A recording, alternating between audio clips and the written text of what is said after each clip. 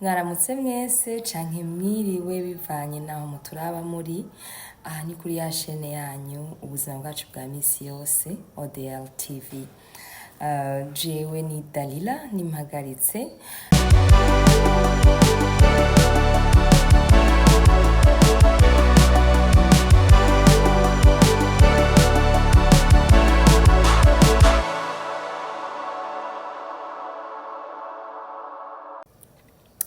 Nihaye ihangiro ryo gutangura kuvugana namwe abandi bari mu Burundi, abanywanyi biyi shene bari baba mu Burundi, abarundi kazi. Ndakunda kuvugisha abagore mu tuntu n'utundi, tubwirana utuntu n'utundi, tuhigishanya imibereho yacu ya misi yose. Nagomba rero ntangure kuza ndabashikiriza akaganiro twigishanye ego twungurana ubwenge. Rero muri uno munsi nkaba natoye kuvuga ku vyerekeye ibintu 10 umugore ari muhira ashobora gutangura gukora kugira ngo yihangira umurimo atarinze kuba afise akazi asohoka hanze. Mugabo ni ibintu ushobora gutangura gukora uri ngaha nyene muhira, hama bikakwinjiriza, kubera turazi yuko ubuzi bwo mu birosi bose bazoburonka ego. Kandi muri no myaka biragoye, naho uba warize amashure hari aho wisanga ukiri kurarondera mu gihe utararonka. Rero ntucike intege, raba ikintu muri ibi 10 ushobora gutangura gukora. Icambere rero dutangure tuje mw'idonido ry'ivyo bintu natoye ko vyo tuzanira amafaranga nk'abakenyezi b'abarundi kazi batarafisa akazi ko mu biro ego canke ego. Icambere nuko ushobora kwiga gukora muri industrie ya beauté. Industrie ya beauté irimwo ibintu vyinshi, irimwo ibintu vyo gukora inzara, irimwo ibintu vyo gukora makeup. Nkuko mubibona na jewe nsigaye ndayikorera naho idashemeye cane, hari ivyo nkibura. Mugabo kwiga gukora makeup murashobora kuvyiga muciye kuri YouTube, canke nuko atantuze dufise academy yigisha ibintu vya beauté izwi. Mugabo urashobora kwegera ubusanzwe abikora agatangura akakwigisha, canke ukafata umwanya ukaja kuri YouTube, amatutora yarahari. Hama rero bisaba umutahe novuga ko utari munini canke muto, bivanye n'amaproduit ushaka gutangura kugura. Urashobora kugura amaproduit en ligne ukayatuma bari hanze. Ayo ari amaproduit meza ku buryo abakiriya bawe nibatangura kuguhamagara ati ingu dukorere makeup, uzoba uriko urabikora ukoresheje amaproduit meza cane. Canke ukagura yabaye nayo nyene ntaca atwaye, yarakora. Ayo tubona hajya muri ville ego, canke hari ama maison ngaha yabigurisha, ukagenda ugatangura ugastoka ukabigura. Izo niza ntuzeye za lipstick zawe. Hariho nk'iyo natushoboye gutuma hanze, sinzi ko muyibona, yitwa Sephora. Jewe nayitumye ko ikigura 75,000 ico gihe, ariko ubu urazi ko ibintu vyaduze n'amadolari yaduze. Rero murashobora gutuma umuntu ari hanze akagagira stock akabirungika, canke wewe nyene ukabistoka, canke ugiye hanze, canke no ngaha nyene ko bamaze kubishikana ukabashorera. Rero hari abakunda yuko ubagirira makeup ukoresheje ibintu vya originale, kubera imibiri yabo. Uyugira makeup hari aho usanga uri kuragira umukiriya afise umubiri uri sensible, rero ntiyokwemera ko mushirako ibintu vyarivyo vyose. Nico gituma benshi bikorera makeup bamenya ivyo bariko barashira ku mubiri wabo. Rero urinze wowe uyikora, ukuntu baguhamagara uri brandinga, ukakora nk'akafishe bagatanga mu magroupe WhatsApp ati je ndakora makeup iri professionnel. Hama rero abantu kenshi baraguhamagara afise imanza. Ni kuvuga yuko umuntu afise imanza aravuga ati narabonye umugore abikora neza, reka ntangure nanje ndamuhamagare ndabe.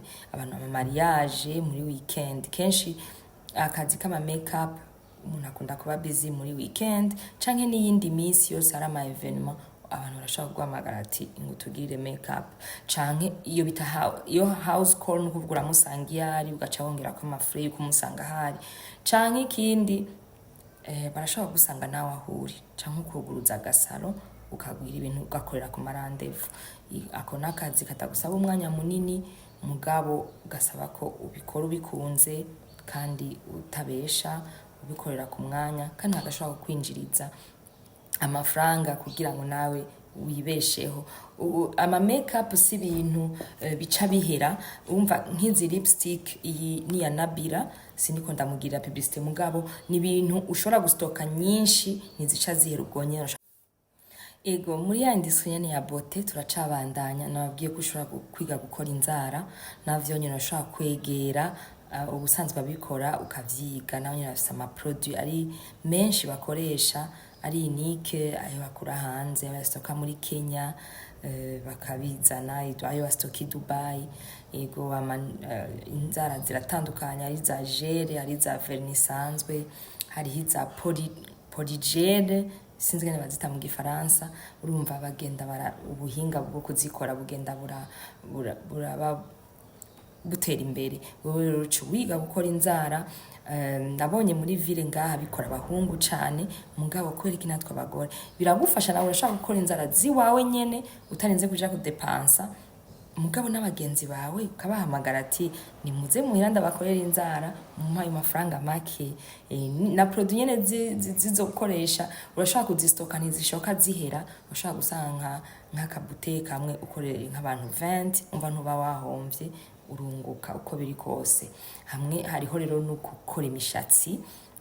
Gukora imishatsi hari abantu babikunda cyane kubera bakunda guhindura amastyle. Rero wewe umugore n'umunaho yama yamashaka gusa neza uri muri iki gisata cukubegwa cambote no kuvuga yuko misi yose ntushobora kubura abakiriya. Abagore n'abantu bakunda kubegwa. Rero iki gisata camaho abantu bashonje badashonje ibintu bimeze nabi bakenye bategerezwa kwama baberewe. Urumva no kwivuga agashambara kugira ngo ntihagire umuntu agucisha mwijisho. Bavuga ati naho wiriwe inzara canke baraye inzara ukagenda ahantu mugabo uri presentable. Rero bihera mu mutwe, bihereye mu mutwe abantu benshi batazi gukora imishatsi urashobora guhera gusa juste kuyigishira mu kigudi koza kumenya amashampu buke mugabo ivyo byo gukora imishatsi benshi haraho bavuga ati ni makamba bifise salon mugabo urashobora gufata ibikoresho vyawe ya sèche cheveux ya ntunzeye curling iron n'izindi ukoresha ukagira house calls zimwe nababwira ukamusanga muhira ukamukorera imishatsi neza kuko murazi ko n'amakwafere mu weekend abantu bafite mariage kenshi babahamagara muhira nawe rero ashobora gufata ako gatangura kagira akazi kakakwinjiriza.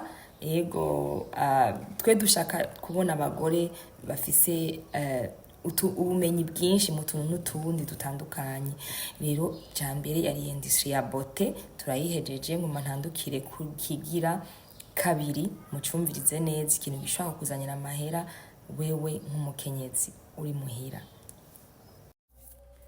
Tubandanye rero nikigira kabiri umurimo ugira kabiri umuntu ashobora gukorera ngaha nyene muhira ukamuzanira amafaranga.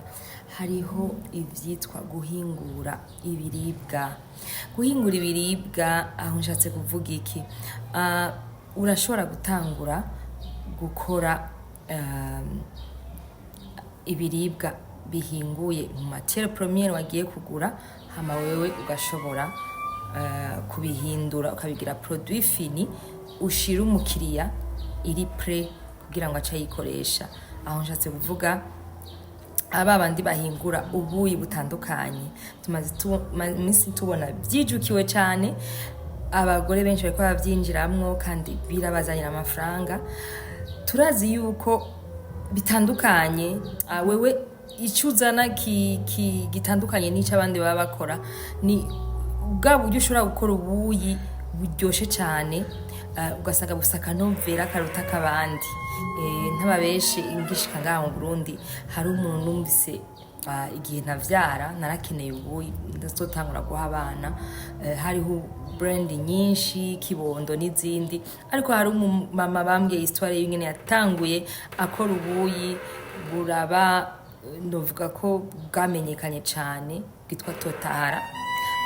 Uwo mumama barambwiye yuko yatanguye buke buke aratora formule y'ubuyi bwiwe iryoshe cyane, noneho bwaramaze kuba rurangiranwa mpuzamakungu, buba buri mu ma supermarché menshi, ku buryo je nibaza ubu ageze ku rundi rwego. Kubera iki? Yaratanguye ararondera irya formule, arakoresha ibintu dufise nganye mu gihugu, arabihingura, arakora uruganda. Rero urashobora gutangura mu mutahe muto, buke buke ugasanga byarabaye ibintu bidasanzwe.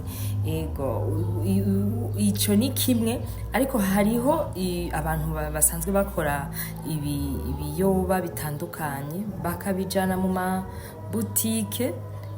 mabutike, atandukanye, ama supermarché.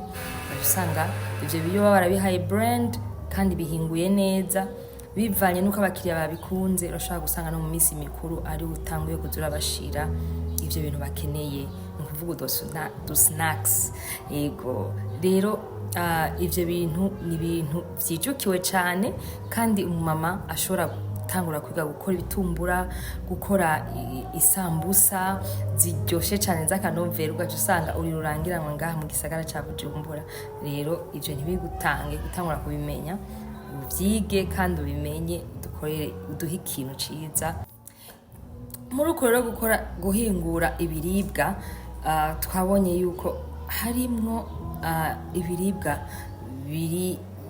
bishobora gutangura kononekara kare, nk'ibitumbura. Turabona ko utegerezwa kuvyekura vuba, stock wakoze ibitumbura, ariko manda ufise ari aho bijana kuma ntuzeye aho bisiga ukagerageza ugakora ibitumbura bingana kugira ntutakaze waguze amaproduit, amafarina asigaye azimvye. Tangura ubwire abakiriya bawe ati nzozana ibitumbura vyanje mu vyumvirizo, ugatanga gukora quantité ntoyi, gutyo ukagenda urakora selon demande ufise.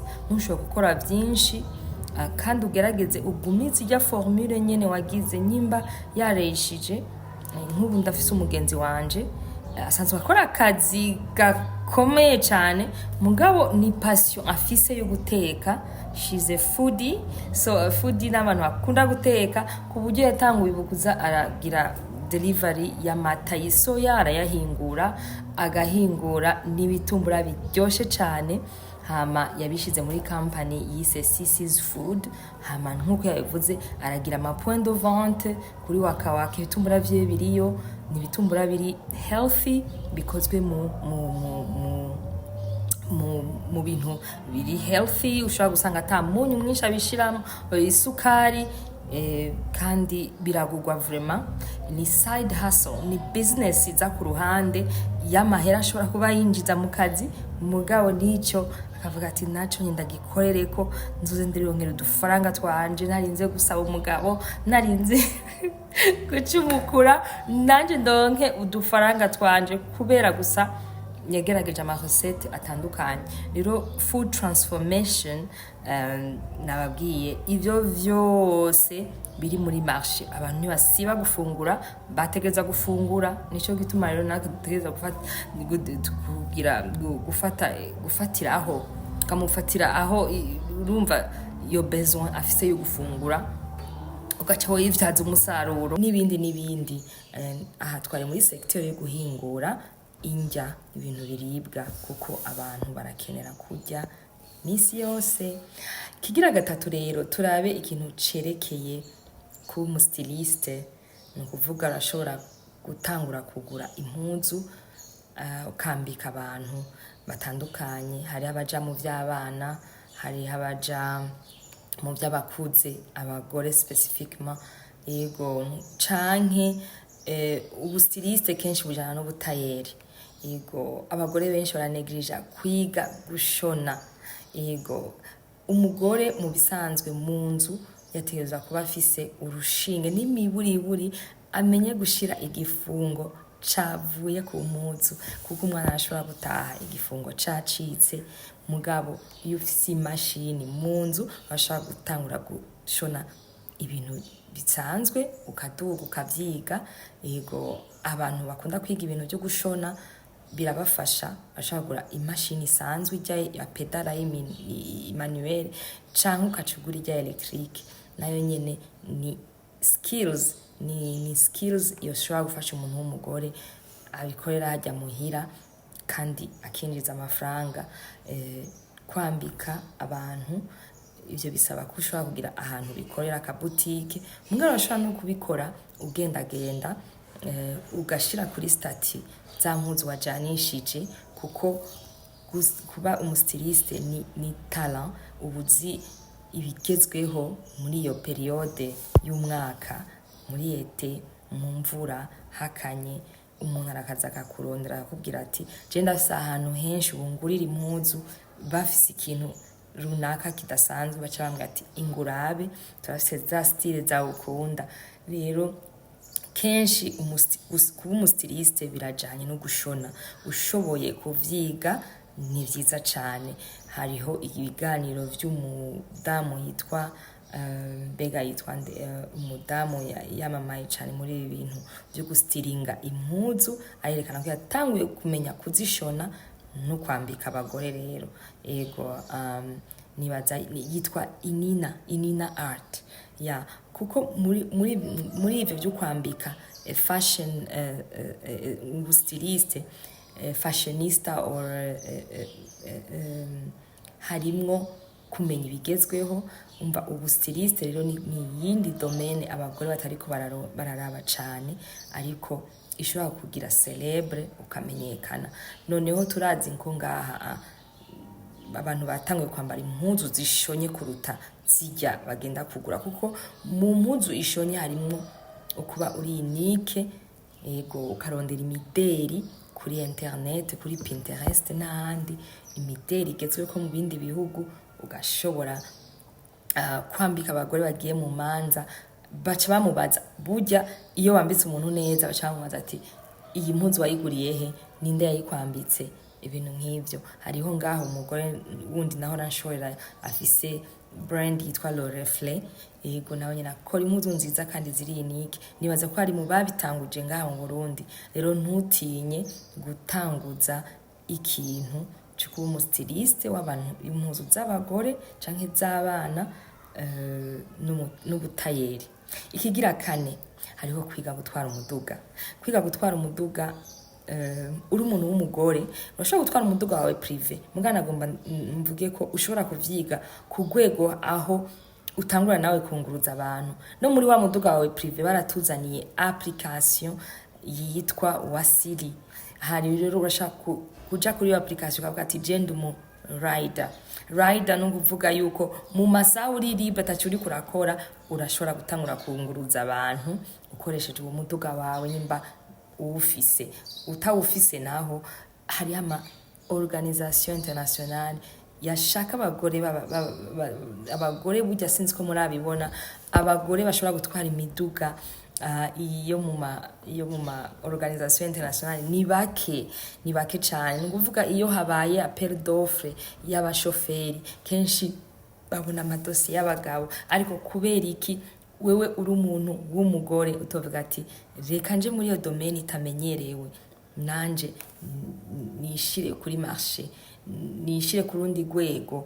Umva, bisaba rero ico gisaba yuko uja kwiga umuduga neza ukawumenya, ukaronka iyo permis de conduire, ugaca uyigira ikintu kizoguteza imbere. Rero ntimutangwe n'utari bwamenye. Hari abantu baja kuri auto-école gusa kubera okay, nzogura umuduga hama nitware ku kazi ntwara abana kw'ishure, birakwiye. Mugabo skills yo kumenya gutwara umuduga ni skills ishobora kugufasha muri situation zose, kandi ugasanga iragukuye habi. Ego, skills zigira 5 abagore twari dutegereza kumenya ishobora kudufasha wicaye no ngaha muhira.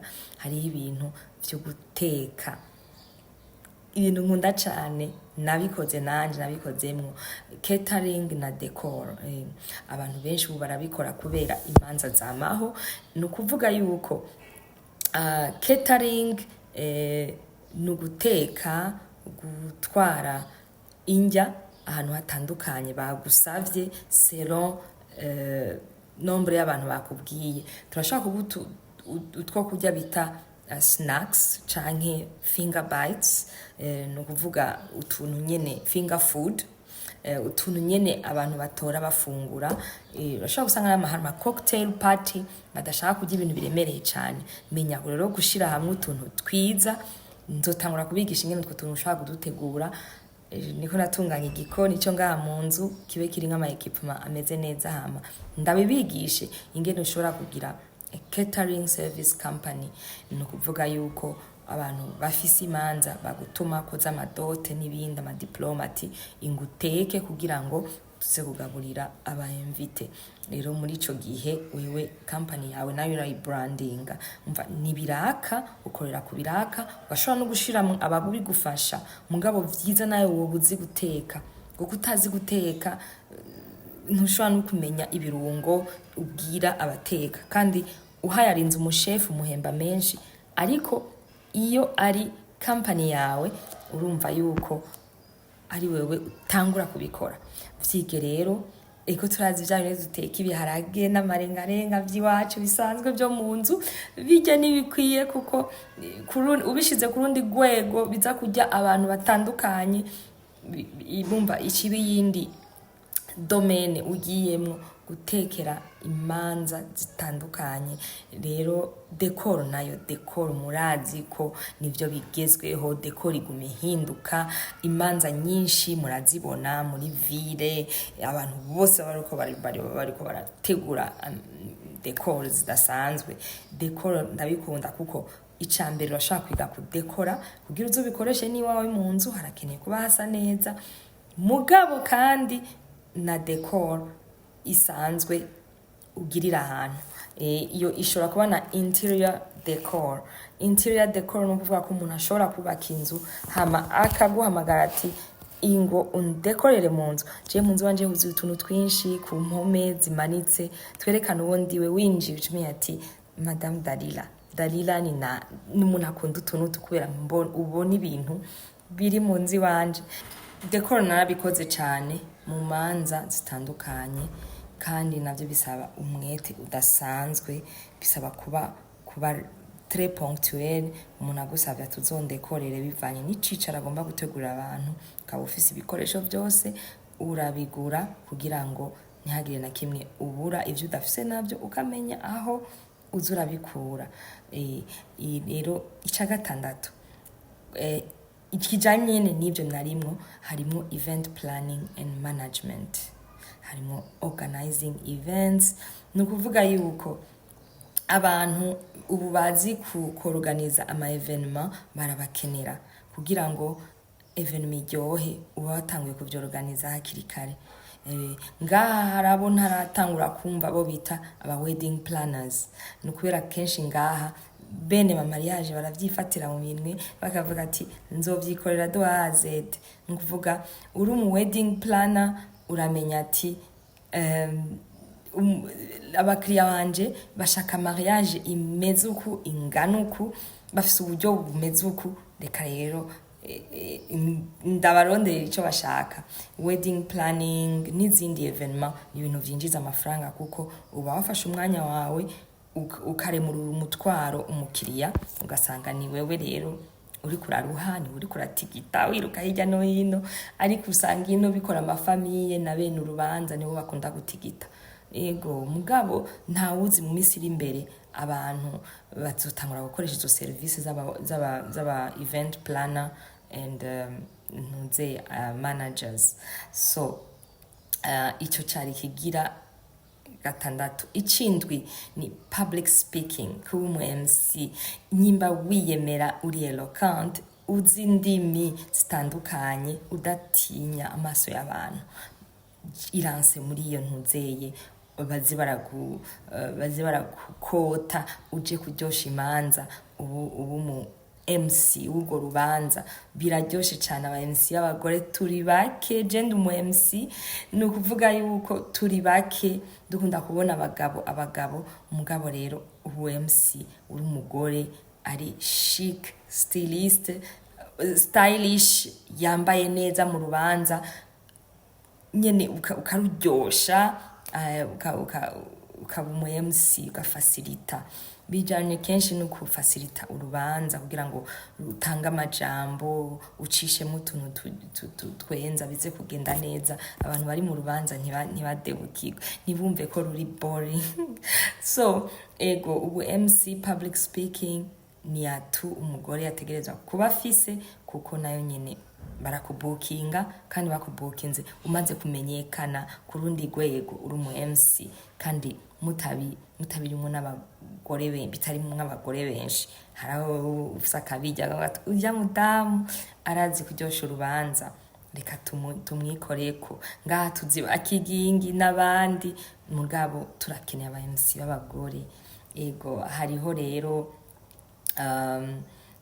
icy'umunani ariyo photography, videography. Ni skills abagore benshi, kwanza murabona ko abahungu benshi aribo bariko barirukanga bafotora mu mamanza, sinzi igituma, mugabo je ndafise umugenzi w'umufotografe yavuze ati navyigiye titora kuri YouTube, umenye gufata ama angle, muje mu maformation umenye gufata ama angle ya foto nziza. Naje niko ndavyiga, mugabo apareye niyo investisamwo n'umwanya wo gutangura kubimenya, hama ukafata ama photography ku rwego rusanzwe rw'iwawe, utangura gufotora nature canke ibiki, mugabo urashobora no gutangura gufotora mu manza canke mu ma evenement, hama izo foto ukazishira ahantu ukabwira abantu ati ndazi gufotora, hama bagatangura kuza barakoresha service zawe za photography canke videographe. Ivyo bijana no kwiga kugira ikintu bita editing. Uyu ushoboye kwifatira ama video wenyine ugashobora kuyeditinga, biraryoshe. Urumva umufotografe, abafotografe y'abagore ni skills nziza kumenya, hama ugura ibikoresho bikenewe. Hariho ikintu bita ku DJinga abantu baja mu birori, sinzi ko mumaze kubona ko aba DJ y'abagore bakeyi. Nivyo nababwiye, les domaines zirimwo abagabo kenshi babonye nk'umugore baramutamarira, kumva nyene ko yasha azanya akabijya canke urumva rero DJing ni bya bindi bijanye n'umu MC. Ubu uri mu manza ubaryohereza urubanza mu kubashiramwo indirimbo zigezweho, ukuntu nyene uzivanga, byose ni skills, mugabo utegeza kuyiga, uriga ku DJing. Sinzi ko ari amashuri no yavyigisha, mugabo hariho n'ibikoresho by'aba disc jockey birahari, sinzi ko hari ababizi, mugabo nuko rero turiko turagenda kubona nababwiye ko tuza kugira 10, mugabo ndashobora kurenza kwimwe. Hari ikintu bita to be a daycare owner, a home daycare owner canke child minder. Abantu benshi ubu baratanguye kubona yuko kugira aba bantu dufise mu nzu bicaranye natwe bitwa abananies bitanguye kuza birabatera ingorane. Rero twari dukiye kumenya ko igihe cahindutse cyo gutunga abo bantu mu nzu, tugatangura tukagira ukugurura ahantu ufasilita abavyeyi mu kibano bashobora kuza bagasiga abana, akagusigira umwana umunsi wose canke igice c'umunsi, mugabo arapeya. Ego rero nawe utegerezwa kuba uravyigira. Hariho ibintu bita early childhood development canke clinical psychology, byose kugira ngo umenye age z'abana n'ibyo bakenera, haba psychologiquement ingene umuntu yitaho umwana, kuko sugupfa nico gutuma nawe abayaya batavyigiye batunanira akatunaniza. Kubera iki? Kubera batariko barabikora professionnellement, ariko wewe ukaba ubikora professionnellement, abantu bazokwizera, uri umwizigirwa, kuko gusiga umwana ahantu ntibyoroshe, ntibaze ko ari gupfa gusiga umwana ahantu ngo umusigiye uwo ari we wese. Nico gituma rero to be a home daycare owner si ibintu byoroshe. Utuza gutegura ahantu hari safe kubera kuri abo bana ntihagire ikibakomeretsa, ntibagwe, ntibakomeretsanye. Ushobora gutangurira ku mwana umwe, babiri, batatu, ukuronka espace ikwiye n'uburyo bukwiye, ugatangura rero ukabikora. Ugashobora no kubigira binini. Ubu turabona mu makartier Kinindo, Kinanira n'ahandi, ubu hariho ama home ama daycare. Yego, n'umugenzi wanje ntarinze kuvuga izina aheruka kuyugurura, kandi byarandyoheye ko yiranshije muri iyo business, aho yariko ariyumvira ati nkora iki, mwaka avuga ati iyo business ndayishoboye. Urumva nukuvuga ko rondera muri ibyo byose navuze maze bishika ku 10 urafise kimwe muri ibyo ushobora kwiransamo, kandi ukavuga ati iki ndagishoboye. Ukunda abana rero iranse muri iyo domaine. Hama rero icanyuma yari nka bonus icanyuma ni to be a YouTuber. Aigo asha sinzi, ngira murabona ko ubu babyijukiye abagore benshi. Umu YouTuber dufise nga mu Burundi asha abica bigacika, afise abafana benshi. Ni Ozi Irakoze, muramuzi Oziane, afise Siren Vibes TV, kandi murabona ko abikora neza. Burya yatanguye buhoro buhoro agenda ariga skills zomutuma aretena audience, bakaguma bagarutse, abaha ibiganiro vyiza, abaha ama interview akoresheje abantu, akabikora neza. Rero ivyo birajanye no gukunda kuvugisha abantu. Dimwe novuga ko bishaka kumera nka journalisme, na utegeza kubuze communica eloquence nibiki. Kuba umu YouTuber rero naje ndabitanguye kuko nabonye ko ndabishoboye, kandi sincika intege. Nukunyene niko ndabikora nukunyene. Bisaba byinshi. Hazogera igihe tugira ikiganiro cyo kuba umugore w'umu YouTuber. Bigenda gute? Ubitangura gute? Ukeneye iki? Hama mu Burundi tugira abagore benshi aba YouTuber. Murakoze rero kuba mwankurikiranye bukumviriza ibintu 10 nshira ko na bonus abagore dushobora gukora turi muhira bikatwinjiriza, canke turi ya movement bikatwinjiriza. Nuvuga twikorera, yego tukihingira imirimo yacu, yego tutarinze gusaba ubuzi, kwara ugasabuka kabura. Mugabo wewe nyene ufise umutahe muto canke munini, tangura ugende muri 2010 urabe ico ufitiye ubushobozi canke ubumenyi. Utabufize nabwo nkuko nakubwiye, abantu twese ntitwavutse tuzi ibintu byose. Vyige ubimenye, bize bigufashe mu buzima, kandi haraho uzisanga wabikunze cyane nawe utangiye kubyigisha abandi. Rero kirazira ko twigumana mu impano. Izi impano no kuziserura zidufashe mu buzima bwa misi yose, dutunga imiryango yacu. Rero bandanya muri abishene, hazoca ko byinshi. Ego iki kiganiro nari nababwiye ko ari ukunguranya ubumenyi. Mugabo haraho nzo ndagikora mu Cyongereza, kuri iyi shene zizovuga indimi nyinshi. Hari nashatse kucita nuggets of wisdom, nukuvuga ukunguranya ubwenge. Dukoreshe ngaha sagesse, ukisi isiri kigenda iba dur kubamo. Uyo udashobora gukoresha ivyo ufise ngaha canke ivyo ufise mu maboko. Rero Imana yaraduhaye byinshi bishobora kudufasha. Ni wewe kuhaguruka uri umuntu w'umudamu ukavuga uti ndashoboye iki niki. Turakunda kuvuga kuri Journée Internationale de la Femme ngo nanje ndashoboye. Ninde yakuvuye ko udashoboye uri umugore? Deje iryo jambo Jesse ndarikunda kuma muri koresha ngo ndashoboye. Urashoboye kuva mu nda ya mama wawe. Imana yaguteretsemo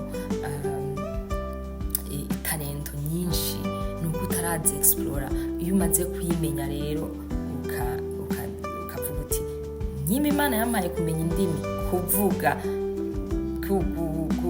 kuba calme, nkikonsantra ku kintu, creativity, aha sinabivuze domaine zindi zisaba creativity mbwa zirahari.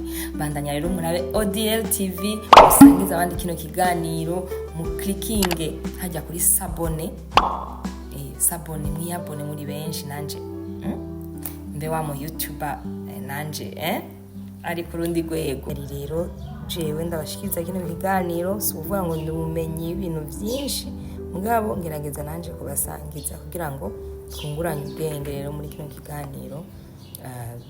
Murakoze kwa mwanteza amatwi hama mugire partage y'iyi video nyimba yabashimishije kugira ngo twese bidushikire. Mufise ibibazo mubaza muvuge muri commentaire mushobore kumpa n'amayide y'ibiganiro noza ndaba yagira ko bitandukanye yego twungurana ubumenyi. Nabaye mu bihugu bitandukanye, narabaye muri Kenya, South Africa niyo nakuriye, urumva narashoboye kubona utuntu n'utundi tugize community za hariya, abagore ba hariya, inkoro yabo bimwe dushaka kwitiza tugasanga biratugiriye akamaro. Si byose bitugirira akamaro tubonye ku bandi, ariko ntikibuza yuko hariho ibitwubaka duca tubicakira natwe tukabyigira ko tukabigira ibyacu. Murakoze rero mubandanye muroranirwa mu miryango yanyu aho muri hose. Umukenyezi ni kirumara mu muryango. Iyi ni ODL TV nanje ni Dalila Nimpagaritse. Ndabakunda mwese. Bisous.